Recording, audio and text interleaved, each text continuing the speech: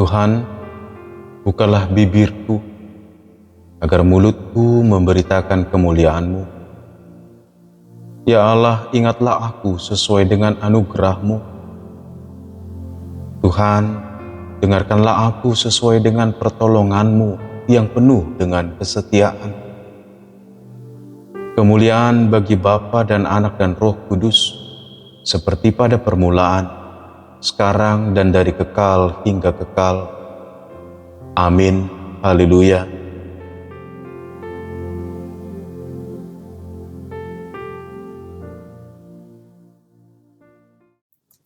Firman Tuhan hari ini, Mazmur 27 ayat 1. Tuhanlah terangku dan keselamatanku. Kepada siapakah aku harus takut? Tuhanlah benteng hidupku.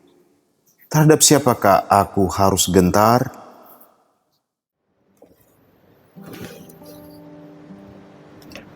Bapak Ibu, andai kata kita hidup di zaman dahulu, mungkin dinosaurus ini akan mengerikan buat kita. Atau singa, kalau kita hidup di Afrika, singa masih ada, mungkin akan mengerikan. Dan babi jadi lucu gitu loh. Nah, sosok-sosok seperti ini tidak menjadi takut kepada kita, atau kita tidak menjadi takut, bahkan anak-anak tidak lagi takut, karena dibuat semenarik mungkin dan selucu mungkin. Ini tantangan hidup buat kita.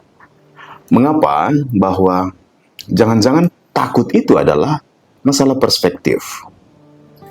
Nah, ini yang sangat menarik. Hidup kita yang singkat ini, kita tahu bahwa seorang pun kita tidak tahu kapan datangnya kematian, kecuali dia mengambil hidupnya sendiri, dan itu tidak pernah disarankan. Dan tidak pernah ada orang tahu kapan mau atau meminta dia untuk dilahirkan. Bapak Ibu, hidup kita singkat.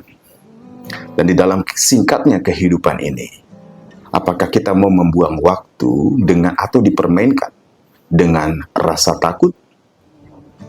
Karena dari semua ketakutan itu, puncaknya adalah takut mati. Nah, dari segala ketakutan-ketakutan itu ternyata banyak sekali yang sebenarnya itu adalah masalah perspektif. Dan setan suka sekali bermain-main di situ untuk menakut-nakuti, meneror. Bukankah kita masih ingat 5 tahun lalu ketika pandemik terjadi, pandemik global yaitu COVID-19? Bukankah kebanyakan orang yang menjadi takut dan dikuasai rasa takut daripada kenyataan sesungguhnya, bukan? Dan puji Tuhan kita dilewati itu. Nah, Bapak Ibu yang dikasihi Tuhan, rasa takut kadang menolong kita.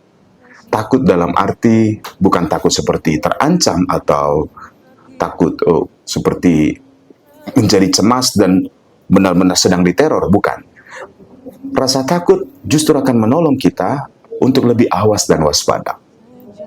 Selama takut itu dalam rangka hormat, segan, dan mau melakukan kebaikan, dan tahu ancamannya. Tetapi, atau resiko dari sesuatu. Tetapi kalau ketakutan itu tidak mendasar, ini penyakit zaman sekarang yang disebut dengan overthinking. Takut begini, takut begitu, takut ini, takut itu.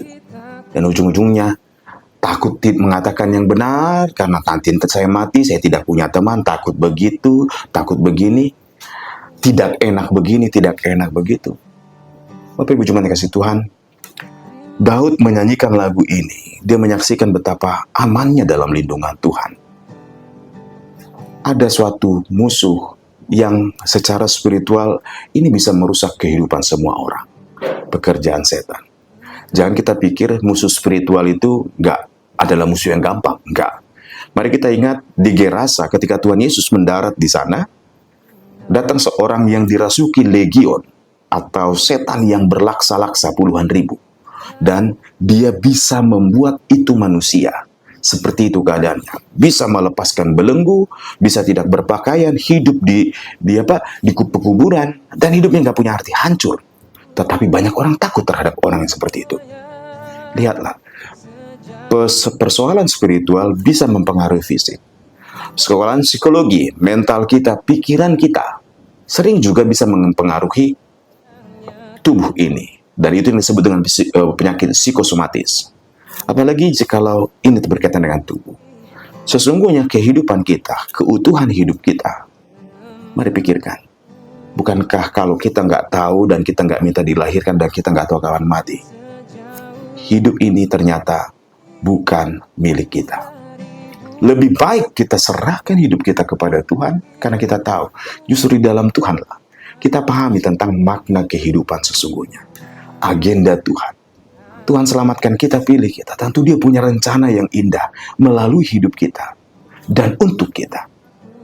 Bapak Ibu jemaat dikasihi Tuhan, Daud menyanyikan ini bahwa Tuhan adalah terangku, keselamatanku. Pada siapa aku harus takut?